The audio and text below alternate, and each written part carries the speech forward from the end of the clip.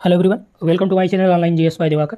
यहाँ देखिए एक नई शुरुआत की गई है और इसमें हम लोग डेली जो है 10 प्रश्नों को सॉल्व करेंगे और ये 10 प्रश्न जो यहाँ से आपको दिए जाएंगे ये आपके कंप्लीट यूनिट से होंगे, यानी कि सभी यूनिट में मिला के यहाँ पे आपको प्रश्न दिए जाएंगे। जो आपका ये टेस्ट रहेगा ये बेस्ड होगा नेट जेआरएफ और साथ ही साथ हायर एजुकेशन कमीशन से। और यहाँ पे जो भी प्रश्न आएंगे ये मैक्सिमम नए प्रश्न आपको यहाँ पे मिलेंगे और ये सभी यूनिट से मिलेंगे। आप देख सकते हैं यहाँ पे, ठीक, हमने यहाँ पे इंक्लूड कर रखा है।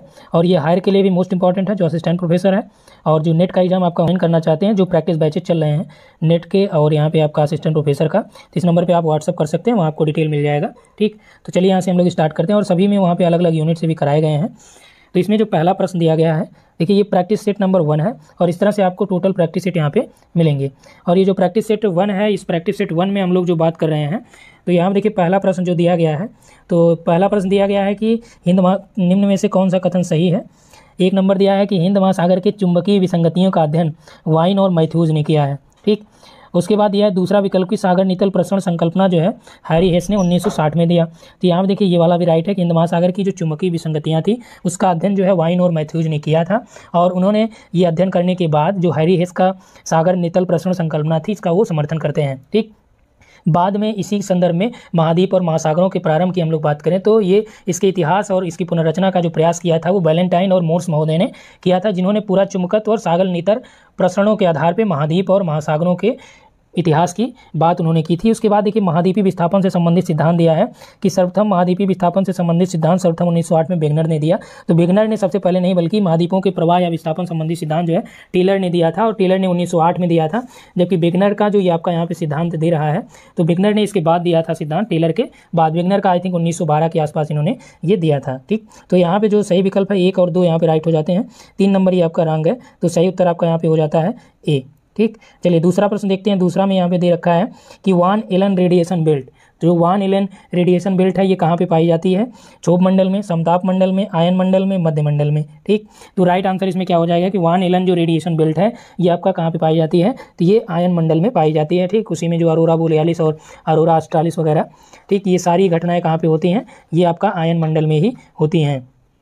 क्लियर हुआ यहाँ से। और जो आपका मध्य मंडल है इसमें एक इंपॉर्टेंट पॉइंट ये है कि मध्य मंडल में नाक्टोलूसेंट क्लाउड जो है ये मध्य मंडल में दिखाई देते हैं, जो गर्मियों में दिखाई देते हैं और ये कहाँ पे दिखते हैं, ध्रुवों के ऊपर दिखते हैं। नाक्टोलूसेंट क्लाउड ये मध्य मंडल या मीसोस्फीयर में दिखते हैं। तो इसका राइट आंसर वान एलन बेल्ट रेडिएशन का ये आपका क्या हो जाएगा, आयन मंडल हो जाएगा।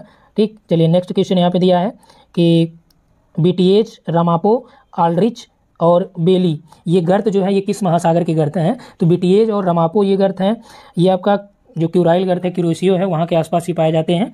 आल्ड्रिच है, वेली गर्त है, ये किस महासागर में है, प्रशांत है, अटलांटिक है, हिंद है, आर्कटिक है, किस में है, ये पैसिफिक ओशन में हो जाते हैं। ठीक, उसके बाद देखिए नेक्स्ट क्वेश्चन जो दे रखा है इसमें पूछ रहा है कि प्राथमिक वायु प्रदूषक कौन सा है, कौन सा प्राथमिक वायु प्रदूषक है। तो इसमें देखिए SO2 है, CFC है और उसके बाद आपका दिया है कि CO2 है यानी कार्बन डाइऑक्साइड है, प्रकाश रासायनिक धूम है। ठीक, तो इसमें जो आपका राइट आंसर क्या हो जाएगा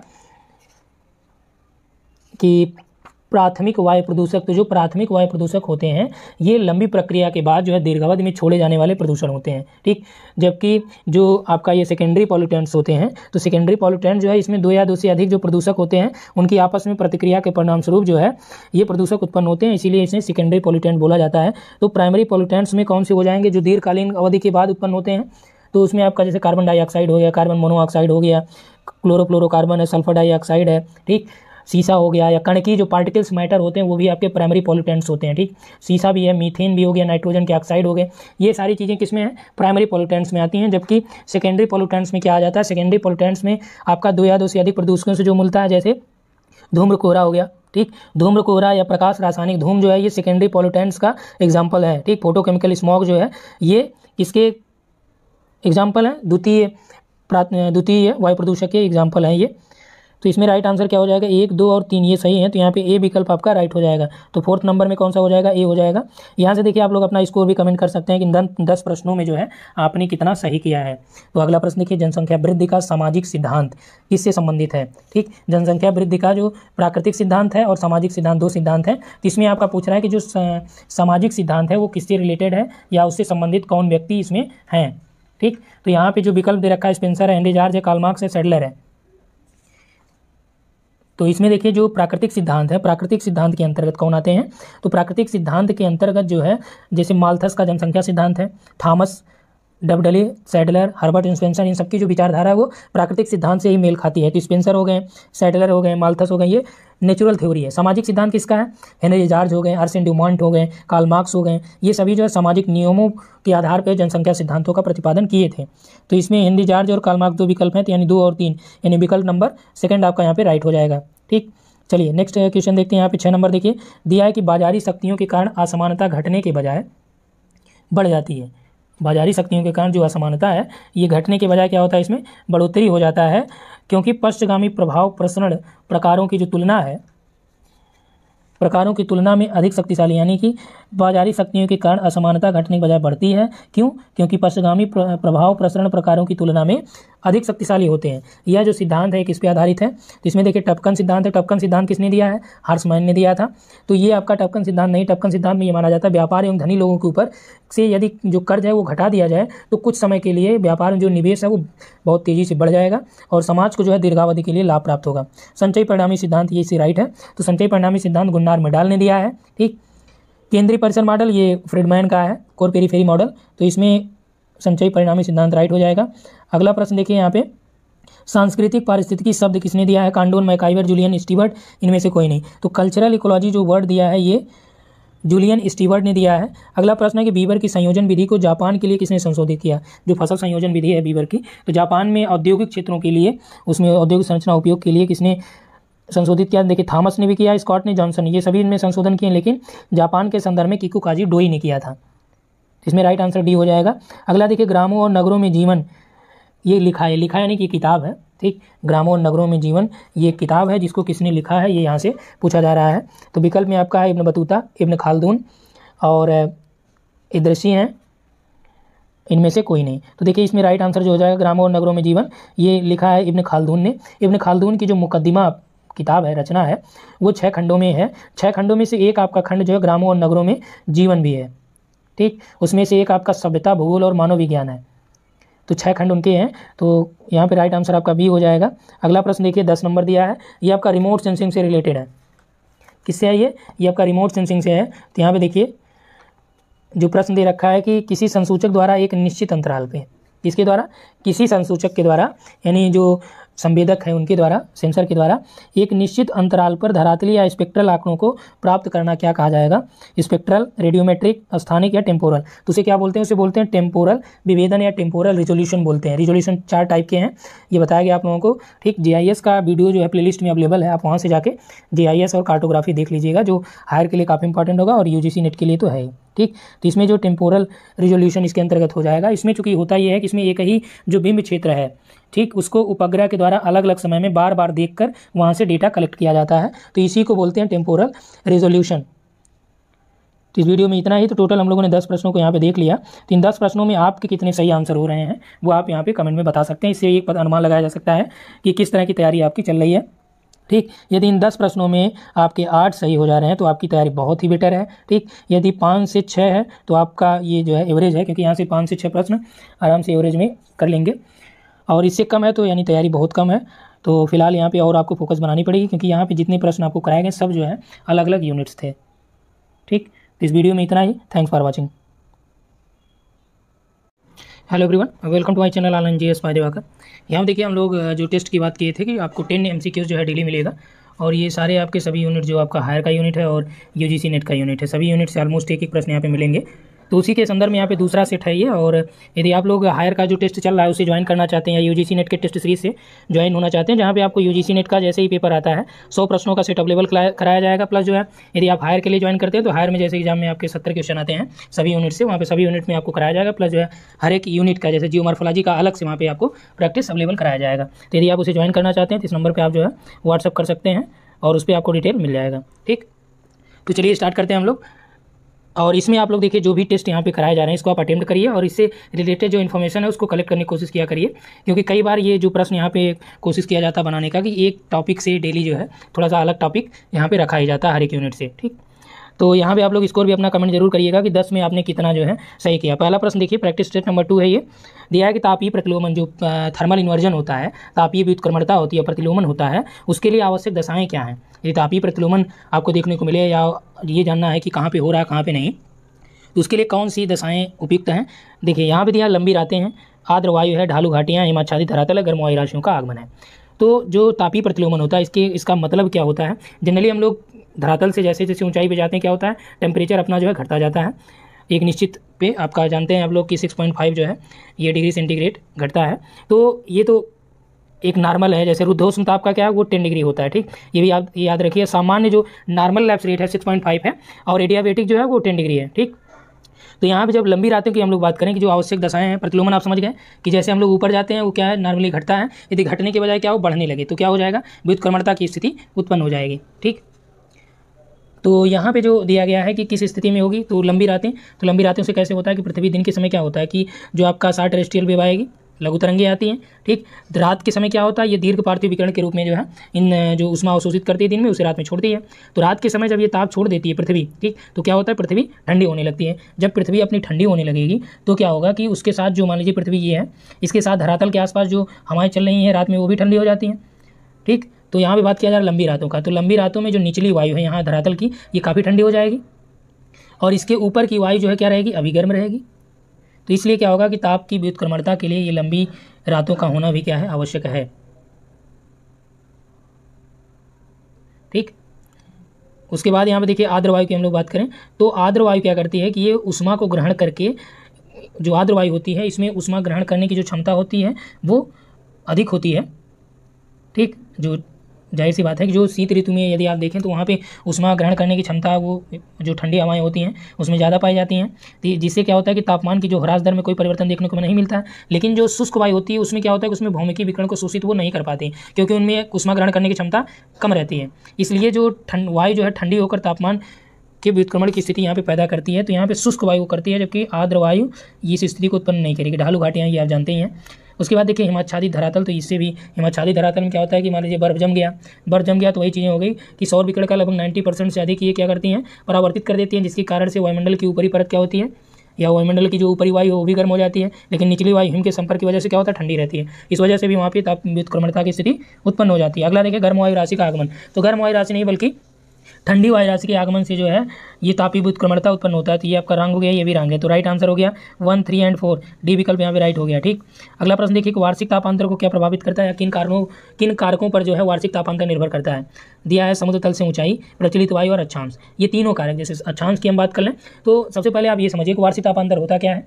तो वार्षिक तापांतर का मतलब कि किसी वर्ष में या सामान्यतः किसी स्थान के सबसे गर्म और सबसे ठंडे महीने के बीच जो टेम्परेचर या तापांतर रहता है उसी को वार्षिक तापांतर कहते हैं। तो सबसे गर्म महीने का तापमान पूरे साल भर का, ठीक, साल भर में जो सबसे गर्म महीना हो गया और साल भर में जो सबसे ठंडा महीना है, उन दोनों के टेम्परेचर का जब अंतर कर लेते हैं तो वही आपका क्या हो जाता है, वार्षिक तापांतर हो जाता है। ये किन पे निर्भर करता है, अक्षांश पे भी डिपेंड करता है। क्यों? क्योंकि विषुवत रेखा पर जो सूर्य है वो क्या होता है, वर्टिकल होता है, लंबवत होता है। लेकिन कर्क और मकर की यदि हम लोग बात करें, यहाँ पे देखिए यहाँ पे क्या है, इक्वेटर पे वो वर्टिकल होता है यानी लंबवत होता है। लेकिन कर्क और मकर पे क्या होता है इसकी स्थिति, तो ये सूर्य के यानी कर्क और मकर रेखाओं के बीच जो है सूर्य पृथ्वी को अधिकतम यहाँ पे टेम्परेचर यानी ताप जो मिलता है धरातल को, ये इन्हीं के बीच ही मिलता है। इसके बाद यहाँ पे तिरछी हो जाती हैं और ठीक, कर्क और मकर के बाद और तिरछी हो जाएंगी तो सूर्यातप कम हो जाएगा। ध्रुवों के बीच जैसे सूर्यातप कम प्राप्त होता है। इन्हीं कारणों से ये विषुवत रेखा पर कम जबकि ध्रुवों पर अधिक वार्षिक तापांतर पाया जाता है। तो यदि आपसे प्रश्न ये पूछे कि ध्रुवों पर तापांतर अधिक होगा वार्षिक की विषुवत रेखा पर, तो विषुवत रेखा पे कम होता है जबकि ध्रुवों पर क्या होता है, अधिक होता है। तो यहाँ देखिए प्रचलित वायु भी प्रभावित करी, अक्षांश की मैंने बात ही कर लिया, ठीक। उसके बाद देखिए समुद्र तल से ऊंचाई। तो समुद्र तल से ऊंचाई भी वायुमंडल की विरलता या अपेक्षाकृत अधिक वर्षा या बादल आदि से गर्म महीने में जो औसत तापमान है वो क्या होता है, कम होता है, जिसके प्रभाव से वार्षिक तापांतर पर भी ये प्रभाव डालते हैं। तो इसमें देखिए 1, 2 और 3 सभी राइट हैं।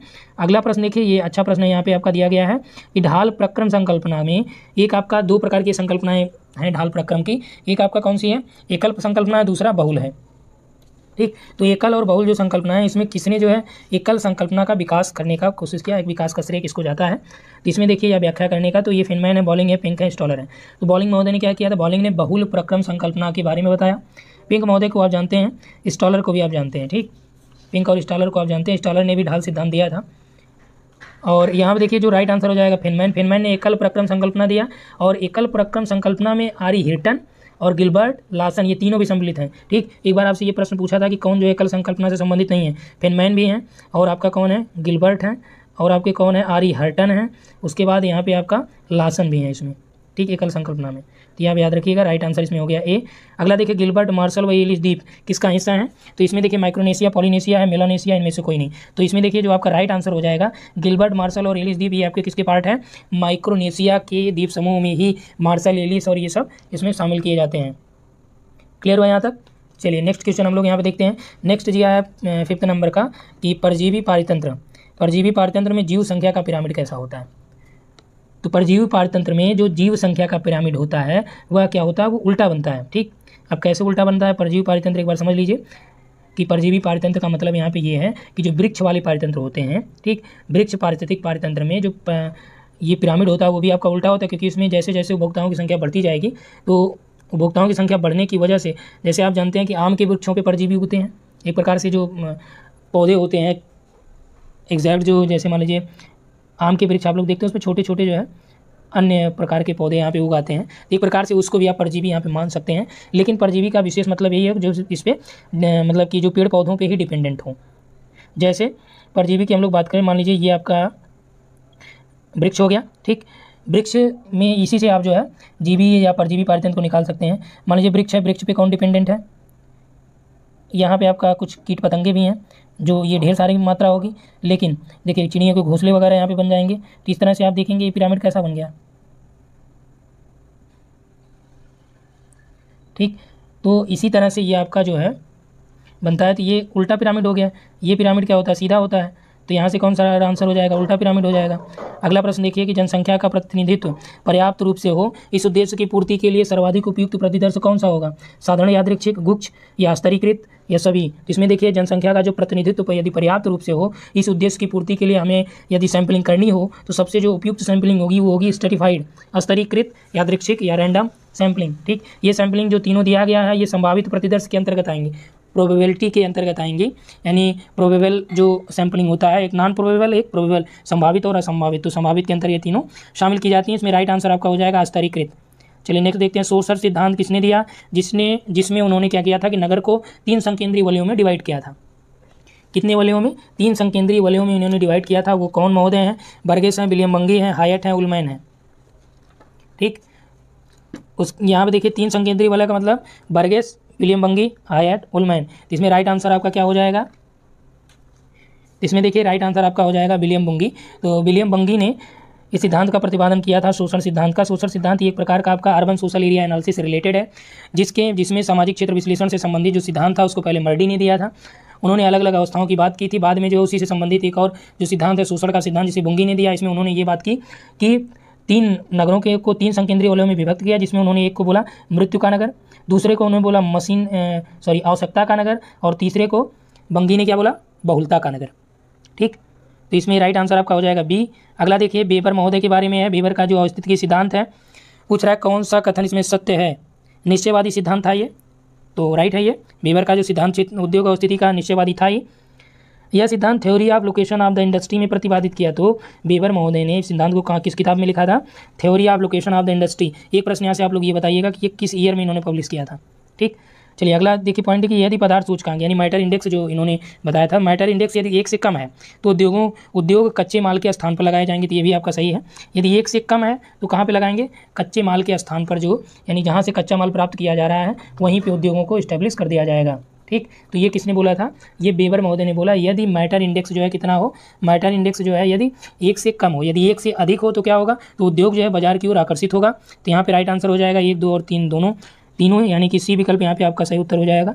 ठीक, किसी भी प्रश्न में आपको कोई इशू लगे तो आप कमेंट कर सकते हैं। ठीक, चलिए अगला प्रश्न देखते हैं हम लोग कि भू राजनीति राज्य जीव का शरीर, भू राजनीति राज्य रूपी जीव का शरीर है।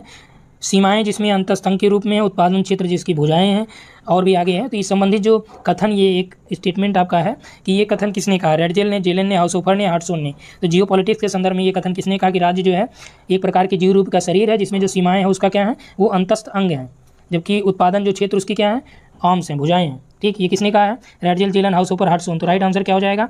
जेलन महोदय ने ये स्टेटमेंट दिया था। और आगे चल के इसी का समर्थन कौन करते हैं? हाउसहोपर भी करते हैं। नेक्स्ट क्वेश्चन यहाँ पे देखते हैं हम लोग, समक्षेत्र प्रक्षेप का उदाहरण कौन सा है? यहाँ पे देखिए समक्षेत्र प्रक्षेप का उदाहरण कौन सा है? तो मालवीय है, सिनुसॉइडल है। ठीक, तो जो समक्षेत्र प्रक्षेप होता है वो क्या होते हैं कि ये जो प्रक्षेप होते हैं, ये जो इस पर मानचित्र बनाया जाता है वो क्षेत्रफल के रूप में सर्वत्र जो ये शुद्ध रहता है। जो समक्षेत्र प्रक्षेप होता है, इस पे जो भी प्रक्षेप पे मानचित्र बनाए जाते हैं, ठीक, तो मानचित्रों में क्षेत्रफल जो है सर्वत्र शुद्ध होता है, हमेशा हर जगह। मालवीय प्रक्षेप और सिनुसॉइडल प्रक्षेप जो है समक्षेत्र प्रक्षेप के उदाहरण, यानी दोनों इसके एग्जाम्पल हैं। तो इसमें सी विकल्प आपका सही हो जाएगा। ठीक, तो इस वीडियो में इतना ही देखेंगे हम लोग, और यहाँ पे आपके जितने भी स्कोर हों आप बता सकते हैं। प्लस यहाँ पे यदि आप टेस्ट सीरीज ज्वाइन करना चाहते हैं जो कंबाइंड चल रही है, तो आप इस नंबर व्हाट्सअप कर सकते हैं। और ये आपका अभी तक जो हायर में टेस्ट हुआ है वो टोटल जो है ऑलमोस्ट 4 टेस्ट हो चुके हैं, और जो यूजीसी नेट का है वो कंप्लीट हो चुका है। तो यदि आप ज्वाइन करना चाहते हैं तो नेट का आपको टेस्ट जो है एक साथ उसका मिल जाएगा, पीडीएफ और वीडियो डिस्कशन भी, सारा चीज़ उसमें आपको मिल जाएगा। ठीक, तो यहाँ पे इतना ही। Thanks for watching. Hello everyone, कैसे हैं आप सभी लोग? इधर देखिए कई दिनों से आप लोगों को वीडियोस नहीं मिल पा रहे थे, थोड़ा सा हेल्थ का इशू था, इसलिए थोड़ी समस्या थी, तभी नहीं मिल पा रहा था। तो ये जो आप लोगों का प्रैक्टिस सेट का चल रहा था, आपका 2 सेट हो चुका था, तीसरा सेट आज हम लोग देखेंगे। और इसमें 10 प्रश्न ही केवल शामिल किया गया है, और ये जो 10 प्रश्न है ये सभी यूनिट से हैं, चाहे आपका जो हायर का एग्जाम अभी होने वाला असिस्टेंट प्रोफेसर का, वहाँ पे उसके सिलेबस से ही, और आपका जो नेट का सिलेबस है यूजीसी नेट का, ठीक, दोनों का यहाँ पे कंबाइंड करके दोनों के सिलेबस, क्योंकि दोनों सेम ही है, तो वहाँ से आपको 10 प्रश्न दिए जा रहे हैं। और इन 10 प्रश्नों में यदि मान के चलिए आपके 7 से 8 प्रश्न सही होते हैं, ठीक, तो आपकी तैयारी अच्छी है और सिलेक्शन निश्चित तौर पर आपका होगा, क्योंकि यहाँ पे जो प्रश्न के स्तर रखे गए हैं वो बहुत ही अच्छे प्रश्न यहाँ पे स्तर के रखे गए हैं। और यहाँ देखिए 2 और जो सेट है उसमें 20 प्रश्न आपके हो गए, तो अब ये तीसरा यानी 30 हो जाएंगे। तो इस तरह से हम लोग 30 अक्टूबर के पहले तक लगभग 200 से 300 प्रश्नों का प्रैक्टिस कर लेंगे। तो इससे क्या होगा, हर एक यूनिट से आपको लगभग जो है 20 से 25 या 30 प्रश्न जो है, 30 प्रश्न मान के चलिए कम से कम हर एक यूनिट से आपको मिल ही जाएंगे। और ऑलरेडी आप प्लेलिस्ट में देखिए, वहाँ पे आपका इंडियन यानी ज्योग्राफी ऑफ इंडिया का 200 है, और फिजिकल ज्योग्राफी के 200 प्रश्न वहाँ पे सॉल्व कराए गए हैं, तो आप प्लेलिस्ट में देख लीजिएगा। यूपीएससी का भी वहाँ पे सॉल्व कराया गया है, क्योंकि आपने जीआईसी में देखा था कि कई प्रश्न जो है जीएस वाले यूपीएससी के पीवाईक्यू दिए, यानी कि प्रीवियस ईयर के ही प्रश्न दिए गए थे।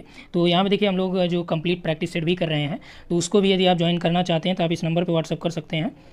तो वहाँ पे आपको कंप्लीट जो प्रैक्टिस सेट, जैसे 70 प्रश्न आपके हायर में आएंगे या यूजीसी नेट में 100 प्रश्न आएंगे, तो सभी के अलग अलग टेस्ट सीरीज चल रही है। यदि आप ज्वाइन करना चाहते हैं तो इसे ज्वाइन कर सकते हैं, वहाँ आपको डिटेल मिल जाएगा। ठीक, तो यहाँ पे ज़्यादा समय आपका न लेते हुए हम लोग इस पर आते हैं।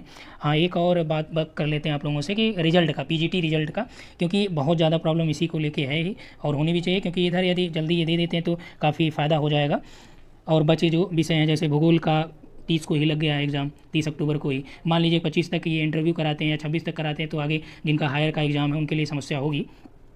तो यदि रिजल्ट की हम बात करें तो देखिए, अब उसके बारे में कुछ जो सूचना प्राप्त हुई उसके बारे में यहाँ कुछ भी मैं बताना नहीं चाहता हूँ। हाँ, ये है कि 1-2 दिन में आप मान के चलिए कि रिजल्ट जो है 10 के पहले आ ही जाएगा। ठीक, तो यहाँ देखिए पहला प्रश्न हम लोग देख लेते हैं। देखिए कुछ एक्स्ट्रा चीज़ें जो इन्फॉर्मेशन होती है वो आपको दिया जाता है।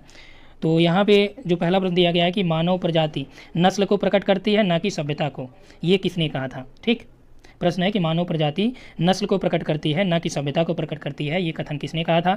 हैडन ने, हटिंगटन ने, टेलर ने या गुडी ने? ठीक, ये डायरेक्ट आपका कई बार आप देखते हैं कि स्टेटमेंट दे देता है, पूछता है कि ये कथन किसने कहा था।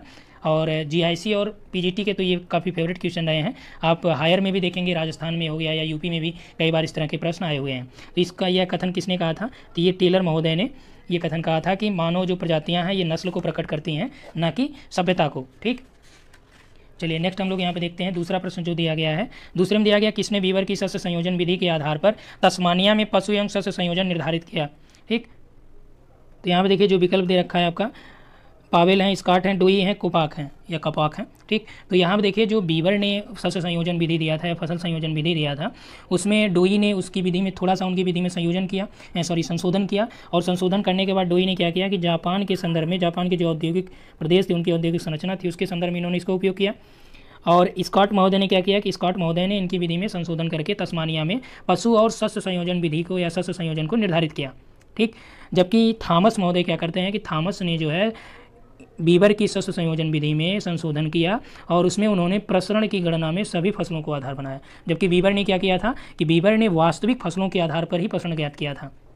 ठीक, और पावेल महोदय की हम लोग बात करें तो कोपेक, स्कॉट, जॉनसन, पावेल, ये सब जो है बीवर की विधियों में संशोधन करते हैं या उसमें थोड़ा बहुत संशोधन करते हैं। ठीक, पावेल ने इनकी विधि में यानी शस्य संयोजन विधि जो बीवर की थी इसमें इन्होंने संशोधन करके फसलों के कोटि क्रम को निर्धारित कर दिया था। और भारत में यदि हम लोग बात करें, थोड़ा सा इसमें और डिटेल जान लीजिए कि बीवर की शस्य संयोजन विधि को भारत में किसने क्या किया था। तो भारत में रफ़ीउल्लाह महोदय हैं जो पहली बार करते हैं, इसी में जगत नारायण पांडे भी हैं, ठीक, देश पांडे, और हरपाल सिंह हैं, बीसी बनर्जी हैं, एनपी अय्यर हैं, नेल्सन जी हैं। तो एनपी अय्यर के बारे में जान लीजिए थोड़ा सा। ये एनपी अय्यर क्या करते हैं, एमपी, यदि आपसे प्रश्न ये दे दे कि बीवर की विधि को किसने जो है संशोधित करके मध्य प्रदेश के फसल संयोजन या जो मध्य प्रदेश में दालों के प्रोडक्शन में एक फसल के रूप में संयोजित किया, तो ये कौन है, एनपी अय्यर हैं। जबकि यहीं पर जो है गोविंद जोशी जो हैं, इन्होंने क्या किया था कि नर्मदा बेसिन के बारे में, क्या नाम है, गोविंद जोशी, ठीक, जोशी महोदय, इन्होंने नर्मदा बेसिन के शस्य संयोजन में जो दाल वाले फसल थी, दाल वाली फसलों को इन्होंने एक फसल के रूप में नहीं माना बल्कि इन्होंने अनेक रूपों में इसे या अनेक दालों के रूप में माना। बस इतना आपको यही जानना है कि एमपी के संदर्भ में शस्य संयोजन विधि को एनपी अय्यर ने वहाँ पे एक बीवर के संशोधन किया था, और जोशी जो है नर्मदा बेसिन में, ठीक। भारत के संदर्भ में रफ़ीउल्लाह हैं और हरपाल सिंह हैं, बी बनर्जी हैं। संपूर्ण भारत में आपसे जब पूछा जाएगा तो आप डायरेक्ट यही लगाएंगे रफ़ीउल्लाह, क्या लगाएंगे, रफ़ीउल्लाह। और यहीं पे यदि आपसे दे दे कि शस्य विविधीकरण, शस्य वैविध्य की बात करें तब आप क्या लगाएंगे, तो शस्य वैविध्य जो भारत के संदर्भ में यदि हम लोग देखें तो 1965 में जो है एस भाटिया ने किया था। कौन है, भाटिया महोदय, ठीक। इन्होंने इसके सूचकांक के लिए अलग बताया था, तो बहुत ज़्यादा यहाँ पे देखिए डिटेल हो जा रहा है। और एक और यहाँ पे आप जान लीजिए कि शस्य विविधता या वैविध्य या विविधीकरण, ठीक, इसको जो है जसबीर सिंह ने भी, ये इधर से मात्रा रहेगी, जसबीर सिंह जो है इन्होंने हरियाणा के संदर्भ में, किसके संदर्भ में, हरियाणा के संदर्भ में जो है उसमें शस्य प्रतिरूपों का अध्ययन इन्होंने किया था, ठीक। चलिए बहुत ज़्यादा इसमें नहीं जाएंगे, तो इसका जो राइट आंसर हो जाएगा कि तस्मानिया में पशुएं शस्य संयोजन निर्धारित किसने किया, तो ये स्कॉट महोदय हैं। उसके बाद देखिए एकरमैन के जनसंख्या प्रदेशों में कौन सा शामिल नहीं है, एकरमैन के जनसंख्या प्रदेशों में कौन सा शामिल नहीं है, ठीक। जो आपके पास विकल्प है कि मिस्र सदृश जनसंख्या प्रदेश, यूरोप सदृश जनसंख्या प्रदेश, और उसके बाद आपका एशिया सदृश है, ब्राज़ील सदृश है, ओशिनिया सदृश है, ठीक। तो एकरमैन ने क्या किया था कि एकरमैन ने 1959 में, कब, 1959 में उन्होंने क्या किया था कि विश्व के 5 जनसंख्या प्रदेशों में या जनसंख्या संसाधन प्रदेशों में विश्व को 5 प्रकारों में डिवाइड किया, जिसमें एक उन्होंने ये किया था मिस्र, एक था यूरोप और ब्राज़ील, ठीक। ये 3 यहाँ पे हो गए, 5 उन्होंने किया था। चौथा उन्होंने आर्कटिक वाला मान लिया था और यूएसए का मान लिया था 5वां, तो टोटल 5 हो गए। इसमें कौन सा नहीं है, शामिल नहीं है, तो देखिए एशिया सदृश नहीं है और ओशिनिया सदृश नहीं है, ठीक। तो कौन सा नहीं है, एशिया और ओशिनिया। राइट आंसर इसमें क्या हो जाएगा, 3 और 5, ठीक। चलिए नेक्स्ट आते हैं, यहाँ पे दिया है कि बुक का नाम दिया है कि human geography principles processes and pattern, इसके लेखक कौन है, ठीक। Human geography principles processes and pattern, इसके लेखक कौन हैं, ठीक। तो इसमें विकल्प में रेवेंस्टीन हैं, ली हैं और ब्राइडे हैं, ब्लांस हैं, ठीक। कौन है, रेवेंस्टीन, ली, ब्राइडे, ब्लांस। किताब का नाम फिर से देख लीजिए, human geography principles processes and pattern, इसके लेखक हैं ब्राइडे महोदय। कौन है, ब्राइडे महोदय ने ये लिखा है, और इसमें उन्होंने प्रवास के बारे में बताया है। और इसमें ब्राइडे ने क्या किया है कि जो प्रवास होता है उसको उन्होंने 2 भागों में डिवाइड किया है, एक आपका अंतर महाद्वीपी, ठीक, दूसरा उन्होंने आंतरिक प्रवास बोला था, ठीक। जो अंतर महाद्वीपी हो जाएगा ये महाद्वीपों के बाहर या एक देश से दूसरे देश, जबकि आंतरिक में आपका अंतर प्रादेशिक हो गया, अंतरदेशीय हो गया, ठीक। ये सारी ग्रामीण नगरीय प्रवास हो गया, ये सारी चीज़ इसमें इन्होंने। तो यदि प्रश्न देखिए ब्राइडे ने प्रवास को कितने वर्गों में डिवाइड किया, तो 2 वर्ग विभाजित किया, किताब आपके सामने लिखी गई है, ठीक। अगला, जब किसी जीव विशेष अथवा एक ही स्पीसीज, ये सभी जीवों के सामूहिक या सभी जीवों के समूहों पर पर्यावरण के प्रभाव का अध्ययन किया जाता है, सभी जीवों के समूहों पर पर्यावरण के प्रभाव का अध्ययन किया जाता है, तो उसे क्या कहते हैं, फिर से पढ़ लीजिए कि जब किसी जीव विशेष या एक ही प्रजाति के, एक ही स्पीसीज के सभी जीवों के समूह पर पर्यावरण के प्रभाव का अध्ययन किया जाता है, तो उसे क्या कहते हैं, समपारिस्थितिकी, स्वपारिस्थितिकी, प्राणी पारिस्थितिकी या आवास पारिस्थितिकी। तो उसे क्या बोलते हैं, उसे बोलते हैं स्वपारिस्थितिकी या ऑटो इकोलॉजी बोलते हैं, ठीक। अब यहाँ से ये चीज़ें आपको देखना है कि आवास पारिस्थितिकी क्या होता है, समपारिस्थितिकी क्या, समपारिस्थितिकी को साइनो इकोलॉजी बोलते हैं, आवास पारिस्थितिकी को हैबिटेट इकोलॉजी बोलते हैं, ठीक। मानव आवास पारिस्थितिकी हैबिटेट हो गया, प्राणी पारिस्थितिकी को क्या बोलते हैं, एनिमल इकोलॉजी। तो ये आप देख लीजिएगा एक बार। अगला प्रश्न देखिए कि महाद्वीपीय धाराओं की उत्पत्ति का अंतः सागरीय कारक कौन है। चलिए अब तक आपने कई प्रश्न देखा होगा, लेकिन यहाँ पे ये थोड़ा सा प्रश्न परिवर्तित है। अब तक आपने ये देखा होगा कि प्रवाहित करने वाले कारक कौन से हैं, अभी हमने क्या इसमें बनाया कि अंतः सागरीय कारक कौन से हैं। प्रवाहित करने वाले कारक तो इसमें सभी हैं, लेकिन इसमें कौन से कारक जो है अंतः सागरीय हैं। तो तापमान में अंतर, लवणता में अंतर, घनत्व में अंतर, वायुदाब। देखिए तापमान में अंतर, तो महासागरीय धाराओं की जो धरातल के तापमान से उसका कोई लेना देना तो है नहीं, महासागरीय धाराओं का जो महासागर का टेम्परेचर है उससे इसका लेना देना होता है, तो वहाँ पे टेम्परेचर की वजह से महासागरीय धाराएं चलेंगी। ठीक, और लवणता में यदि अंतर होगा तो भी जहाँ पे लवणता में अंतर होगा वहाँ पे घनत्व में भी अंतर होगा।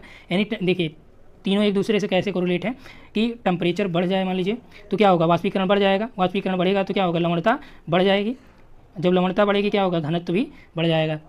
ठीक, तो जो जिसका घनत्व ज़्यादा होता है जिसका कम होता है, तो घनत्व ज़्यादा है तो सरफेस थोड़ा सा ऊपर होता है और घनत्व कम है तो सरफेस थोड़ा सा नीचे होता है। ठीक, आप जानते हैं, इसीलिए भूमध्य सागर और अटलांटिक महासागर में आपको डिफरेंस देखने को मिलेगा, दोनों के जल एक दूसरे में प्रभावित होते हैं। अब ये आपको बताना है कि अटलांटिक महासागर का जल भूमध्य सागर में जाता है, भूमध्य सागर का अटलांटिक में जाता है। ठीक, चलिए तो यहाँ पे जो आपका है ये अंतर सागरीय तीनों हो गए।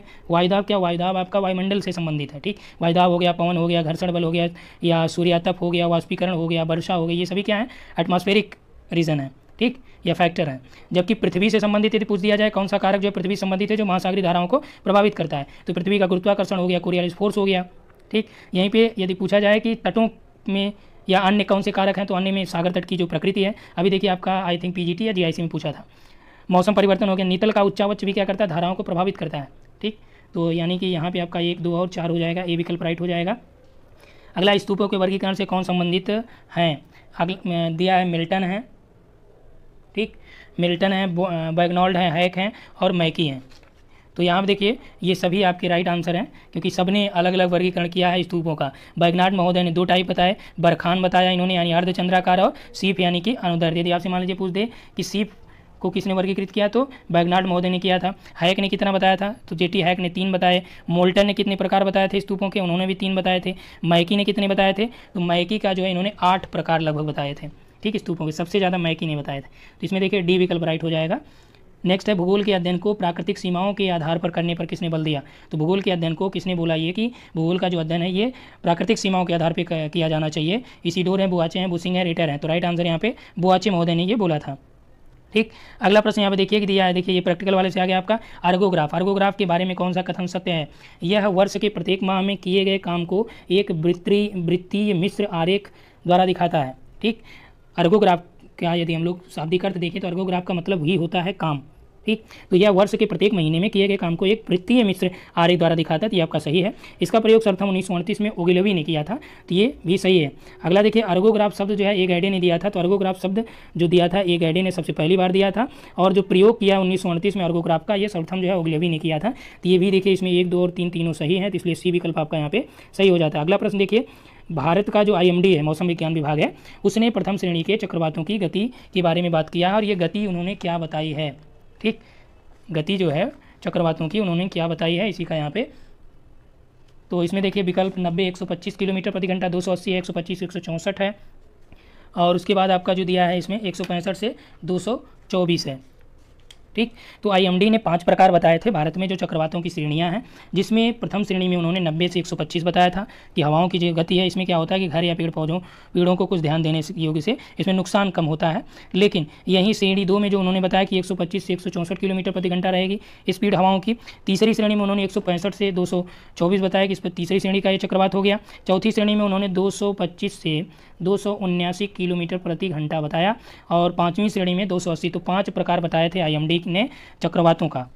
तो प्रथम पूछा जा रहा था, ये विकल्प यहाँ पे राइट हो गया। तो यहाँ पे देखिए हम लोगों ने टोटल 10 प्रश्नों को सॉल्व किया। थोड़ा सा इसमें आप लोग जो विकल्प बताया गया तो उस विकल्प पे भी आप जाके इसमें चेक किया करिए। आपको अब डेली जो है 10 प्रश्न जैसे मिल रहा है ऐसे आपको कंटिन्यू मिलता रहेगा। ठीक, तो इस वीडियो में इतना ही। Thanks for watching. और यदि आप टेस्ट सीरीज ज्वाइन करना चाहते हैं तभी देखिए आप लोगों का 5 टेस्ट हो चुका है जो हायर के बेस्ड पे है, UPHESC। ठीक, ये 5 टेस्ट हो चुका है जो कंबाइंड है, प्लस जो है अलग अलग यूनिट के भी हो चुके हैं।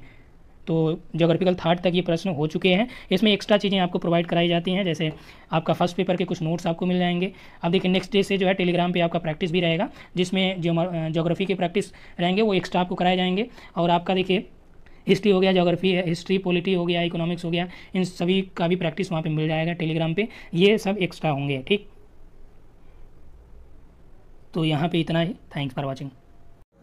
Hello everyone, welcome to my channel online GS by Diwakar. यहाँ देखिए हम लोग बात करने वाले हैं geography net JRF practice set के बारे में, और ये टेस्ट सीरीज नंबर 4 है। इसके पहले देखिए आप लोगों ने 3 टेस्ट को देख लिया था, और ये जो टेस्ट हम लोग यहाँ पे देखेंगे। इसमें 10 क्वेश्चन रहेंगे और ये सभी यूनिट से आपको यहाँ पे, यानी टोटल जो आपका नेट जेआरएफ का यूनिट है 10, सभी से आपको एक एक प्रश्न यहाँ पे मिलेंगे। ठीक, तो यहाँ पे हम लोग बात कर लें एग्ज़ाम की। जो एग्ज़ाम डेट है इसका 15 से 23 तक है, जिसमें 7 विषय हैं। हालांकि यूजीसी नेट के द्वारा, एनटीए के द्वारा अभी तक ये शेड्यूल नहीं जारी किया गया है कि किसका किस डेट में एग्ज़ाम है।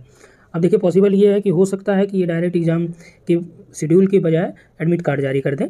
तो यहाँ पे आप देख सकते हैं कि एडमिट कार्ड जैसे मान लीजिए 15 से 23 है, तो 10 से 11 यानी कल परसों में इस डेट में आपका एडमिट कार्ड जारी हो सकता है।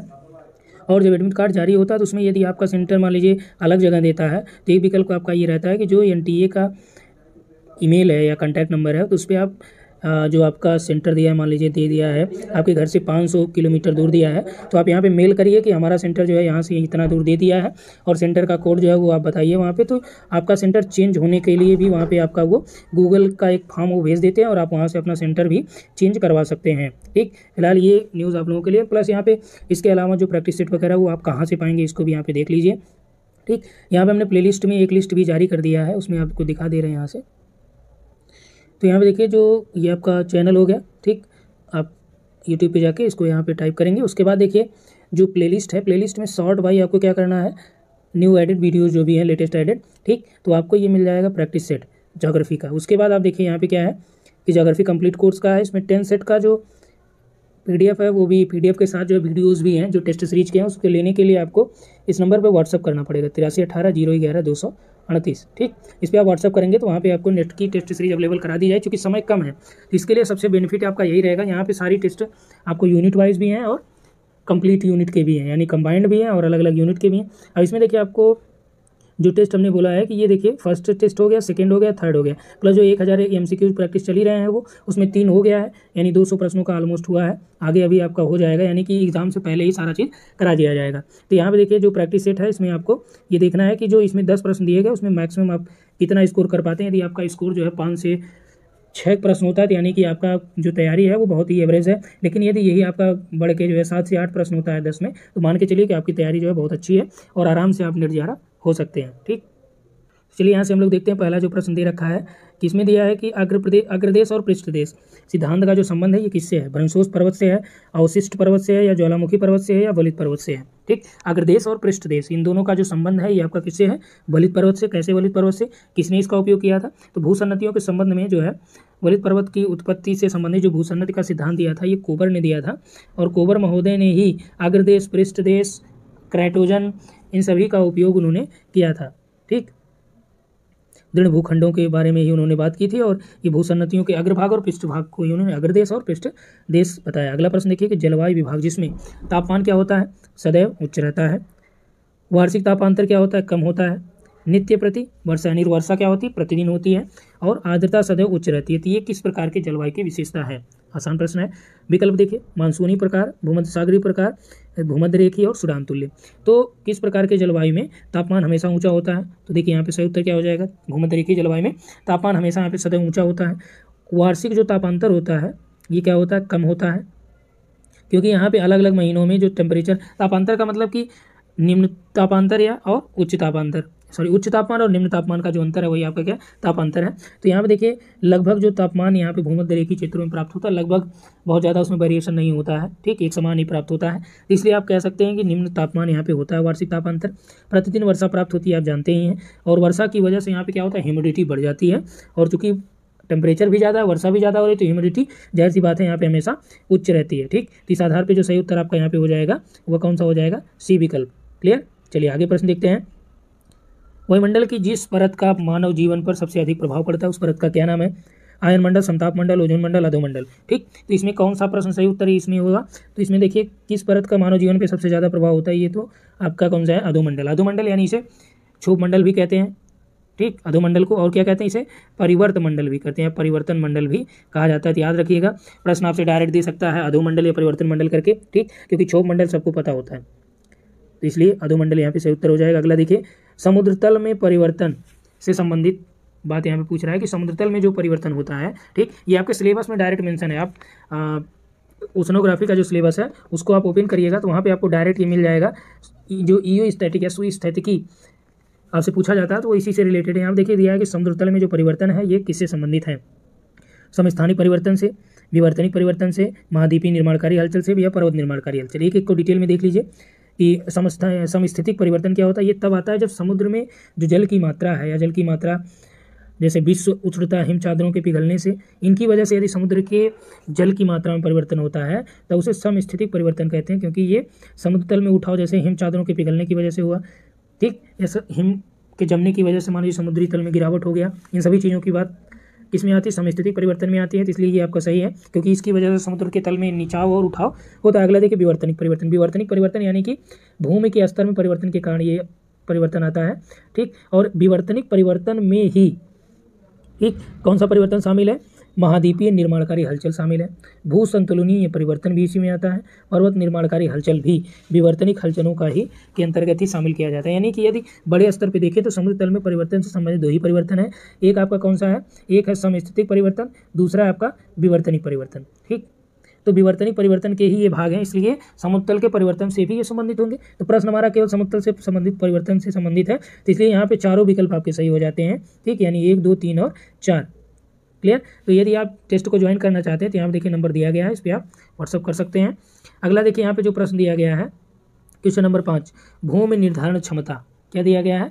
भूमि निर्धारण क्षमता से कौन संबंधित है? तो भूमि निर्धारित क्षमता से यहाँ पे कौन संबंधित है? तो भूमि निर्धारण क्षमता से संबंधित कौन है? तो यहाँ पे देखिए मार्बर पद्धति है, और ये मार्बर पद्धति जो है भूमि के किसी खंड विशेष के उपज के इतिहास की सांख्यिकी सूचना पर आधारित है, ठीक। और ये कब दिया गया है? 1935 में। तो ये आपका सत्य कथन है, ठीक। भूमि निर्धारण क्षमता से ये संबंधित पद्धतियाँ हैं, ठीक। इसमें मॉर्बर ने 1935 में दी, इसके बाद मॉर्गन आ गए थे। तो मॉर्गन ने जो है ये 1939 में दिया था, और ये विभिन्न फसलों के प्रति भूमि की अनुकूलनशीलता पर विचार किया इन्होंने। उसके बाद स्टाम्प को आप जानते हैं, एलडी स्टाम्प 1962 में इन्होंने दिया। ये डेट याद रखिएगा, क्योंकि कई बार ये सीरियल से आपसे पूछ दिया जाता है, ठीक। तो एलडी स्टाम्प ने मृदा के गुणों और उनके संरक्षण बाधाओं के आधार पर ब्रिटेन की भूमि को 10 प्रमुख क्षमता वर्गों में विभाजित किया। और प्रश्न ये भी पूछा जाता है कि ब्रिटेन को पहली बार भूमि उपयोगों के आधार पर या भूमि क्षमता निर्माण पद्धति के आधार पर किसने डिवाइड किया? तो ये आपके कौन है? एलडी स्टाम्प महोदय ने किया। उसके बाद बेनेट महोदय ने जो है, इनका भी 1939 में ही है, ठीक। बेनेट पद्धति भी 1939 की है, जो भूमि क्षमता निर्धारण से संबंधित है। और साथ ही साथ कनाडा की भूमि क्षमता निर्धारण पद्धति भी भूमि क्षमता निर्धारण से संबंधित है। ब्रिटेन में भी थी, जो ब्रिटेन की पद्धति थी ये अमेरिका में भी अपनाई गई, ठीक। और नीदरलैंड में भी अपनाई गई। तो ये टोटल भूमि निर्धारण क्षमता से संबंधित है। और इंडिया के संदर्भ में आपके जसबीर सिंह हो गए, ठीक। तो यहाँ पे देखिए विकल्प कौन सा? केवल 3, 1, 2, 2, 4 या 1, 2, 3, 4। तो कौन सा हो जाएगा? 1, 2, 3, 4, इसमें सभी सही हैं। नाम सबका याद रखिएगा, क्योंकि कई बार पूछ दिया जाएगा। तो उसके बाद देखिए नेक्स्ट प्रश्न दिया है कि भूगोल की आधुनिक प्रवृत्ति सिनेमा के भौगोलिक प्रभाव या फास्ट फूड रेस्टोरेंट यानी रेस्टोरेंट के स्थानिक वितरण जैसे गैर महत्वपूर्ण मुद्दों पर अधिक ध्यान देती है, जिसके कारण पर्यावरण शिक्षा जैसे मुद्दों की उपेक्षा होती है, ठीक। ये कथन किसने कहा? ये देखिए सैम्पुल है, स्टूडेंट है, फैंडल है, किट्स हैं। तो इसको किसने बताया है? स्टूडेंट महोदय ने बताया। कि अब किसके संदर्भ में बताया? ये पर्यावरणीय शिक्षा के संदर्भ में बताया, ठीक, कि क्यों पर्यावरणीय शिक्षा जो है बृहद स्तर पर इसका लाभ नहीं प्राप्त हो पा रहा है, ठीक। इन्होंने और भी बातें बताई कि भूगोल ने पर्यावरण पर जारी बहस में पर्याप्त योगदान नहीं दे पाया। क्यों? क्योंकि इसमें एक एकीकृत अनुशासन का अभाव पाया जाता है, किसमें? भूगोल में। इसीलिए भूगोल ने पर्यावरण पर जो जारी बहस थी उसमें पर्याप्त योगदान नहीं दिया। और ये कथन इनका जो पर्यावरणीय शिक्षा से है, किसका? स्टूडेंट का है, ठीक। DR स्टूडेंट इनका पूरा नाम है। अगला प्रश्न देखिए स्टेशन डार्फ प्रतिरूप। तो स्टेशन डार्फ प्रतिरूप किसे कहते हैं? आदिवासियों से संबंधित जो प्रतिरूप होते हैं, ठीक, उसके संदर्भ में पूछ रहा है कि स्टेशन डार प्रतिरूप क्या है। तो वलय प्रतिरूप को कहते हैं, या आयताकार को, रैखिक को, या संगत बस्तियों को। तो स्टेशन डार प्रतिरूप जो है रैखिक प्रतिरूप को ही कहा जाता है, क्योंकि इसमें एक सड़क या रेल मार्ग के दोनों तरफ बस्तियों का स्थापन पाया जाता है, व्यवस्थापन पाया जाता है, ठीक। चलिए नेक्स्ट क्वेश्चन देखते हैं, और इसमें आप लोग कमेंट करके जरूर बताएं कि आपका स्कोर कितना गया है, आपने 10 प्रश्नों में कितना सही किया। सीमांत के बारे में आपको बताना है। सीमा और सीमांत आप जानते ही हैं, तो सीमांत के बारे में यहाँ आपको बताना है कि कौन सा कथन सीमांत के बारे में सही दिया गया है, ठीक। इसमें देखिए दिया है पहला कि यह अंदर की ओर उन्मुख तथा अपकेंद्रीय होती हैं। तो सीमांत और सीमाएं दो चीज़ें होती हैं। इससे आधारित प्रश्न एक आपका UGC में पूछा ही जाता है, ठीक। तो जो सीमाएं हैं ये अंदर की ओर उन्मुख नहीं बल्कि बाह्य उन्मुख होती हैं, बाहर की ओर उन्मुख होती हैं। और बाहर की ओर उन्मुख होने की वजह से ही ये क्या होती हैं? अपकेंद्रीय होती हैं। यानी ये वाला तो गलत है, लेकिन यहाँ ये वाला सही है, ठीक। यानी सीमा एक लाइन होती है, सीमांत यानी कि इनके बीच गैप पाया जाता है। और ये बहिर्मुख होती हैं, इसीलिए क्या होता है, ये क्या होती हैं, बहिर्मुख की वजह से ही क्या अपकेंद्रीय बलों के रूप में ये विद्यमान होती है, यानी अपकेंद्रीय बल के अंतर्गत इसे शामिल किया जाता है। जबकि सीमा क्या होती है, सीमा अंदर की ओर उन्मुख होती है, ठीक, और इसीलिए इसे अभिकेंद्रीय बलों के अंतर्गत या अभिकेंद्रीय के रूप में इसे शामिल किया जाता है, ठीक। तो इसलिए पहला तो आपका गलत हुआ। दूसरा देखिए, यह जीवन का तथ्य है, कौन, सीमांत, ठीक, सीमांत जीवन का तथ्य और भूमि पर भौतिक रूप से ये गतिशील इकाई की भांति उपस्थित होता है, इसीलिए इसे इतिहास की एक अद्वितीय परिघटना के अंतर्गत शामिल किया जाता है। ये कथन आपका सही है, क्योंकि सीमा जो है ये सरकार की इच्छा पर निर्भर करती है, जबकि सीमाएं ये सरकार की इच्छा पर निर्भर नहीं करती हैं, ठीक। अगला देखिए, तीसरा दिया है कि यह विभाजन कारक है। तो विभाजन कारक सीमांत नहीं बल्कि सीमा होती है। सीमा देखिए एक लाइन होती है, एक रेखा होती है, ठीक, इसीलिए ये विभाजन कारक होती है। जबकि सीमांत क्या होता है, सीमांत ये पारस्परिक अंतरक्रिया और आदान प्रदान का विषय क्षेत्र प्रदान करता है, इसीलिए यह विभाजन कारक नहीं होता, यानी विभाजन कारक सीमा होती है, ठीक। तो ये तीसरा भी गलत हो गया, यानी कि जो सही विकल्प केवल 2 है। चलिए अगला प्रश्न देखते हैं, स्मिथ का स्थानिक सीमांत लाभ सिद्धांत। स्मिथ ने स्थानिक सीमांत लाभ सिद्धांत दिया है और इसमें पूछ रहा है कि यह किससे संबंधित या इससे संबंधित जो ये सिद्धांत दिया है, इनकी कौन सी दशा जो है, ठीक, किस दशा पर यह आधारित है जो इनका सिद्धांत है। तो इसमें देखिए फिगर भी बनाया गया और ये कई बार आपसे पूछा भी गया है। तो इसमें देखिए कह रहा है कि जो ये दशाएं हैं, इसमें 3 दशाओं की बात किया। एक में बोला है कि मांग स्थिर है और मूल्य समान है, ठीक। तो इसमें देखिए पहला वाला जो फिगर है ये आपका सही है, इसमें मांग स्थिर और मूल्य समान पे बनाया गया है। आप डायरेक्ट जो है फिगर पे याद रखिएगा, ठीक। दूसरा देखिए लागत स्थिर है, तो इसमें दूसरा भी सही है, इसमें लागत स्थिर दिखाया गया है। इसके लिए आपको पूरी थ्योरी देखनी पड़ेगी, ठीक। यहाँ पे बस इतना समझिए कौन क्या है। लागत लागत जो है ए से बढ़ती है और राजस्व जो है बी से घटता है। यहाँ पे देखिए ए जो बनाया गया है ये नीचे है और ये आपका क्या है, ये वाला बी है, ठीक। तो यहाँ पे आप देख सकते हैं कि लागत जो यहाँ पे लगाई गई है, ये लागत जो है ए से बढ़ती जाती है यहाँ पे, लेकिन यहीं जो है राजस्व जो प्राप्ति हो रही है वो क्या होती है, घटती जाती है, ठीक। तो इस आधार पे हम लोग यहाँ पे कह सकते हैं कि इसमें तीनों जो विकल्प दे रखे हैं तीनों सही है, यानी 1 नंबर 1 पे है, 2 2 पे है, 3 3 पे है, यानी तीनों सही है, यानी डी विकल्प हो गया। अगला प्रश्न देखिए दिया है नेक्स्ट वाला, इसमें पूछ रहा है, इसमें ये आपका दिया है कि स्मिथ का जो स्थानिक सिद्धांत हो गया, ठीक।